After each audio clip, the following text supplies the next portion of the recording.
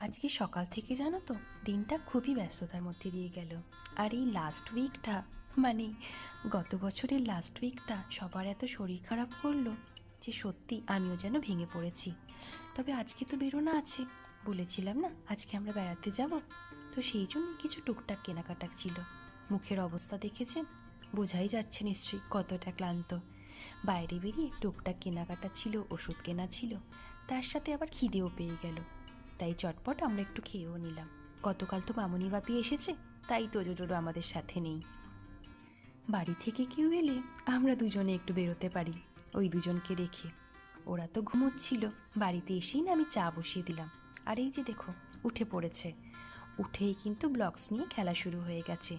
দুজনে দুটো প্লেন বানিয়েছে আর টেক অফ আর ল্যান্ডিং চলছে। তবে জানেন তো, এদের মধ্যে না একদম স্ক্রিন টাইমের নেশা নেই, সারাক্ষণ খেলা নিয়ে ব্যস্ত থাকে। আর এটা আমার বেশ ভালোই লাগে। ওরাও খেলছে, এদিকে আমরা চাও খেয়ে নিচ্ছি। একটু পরেই বেরোতে হবে। প্যাকিং তো মোটামুটি কমপ্লিটই হয়ে গেছে।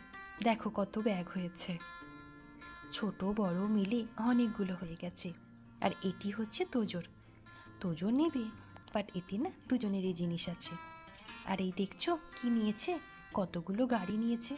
মানে যেখানেই যাক গাড়ি ওদের নিতেই হবে। আর এই আমাদের আজকে পরে যাওয়ার ড্রেস।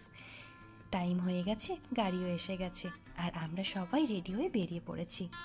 এখান থেকে একটু দূরই জানো তো, গুরগাঁও থেকে দিল্লি স্টেশনটা।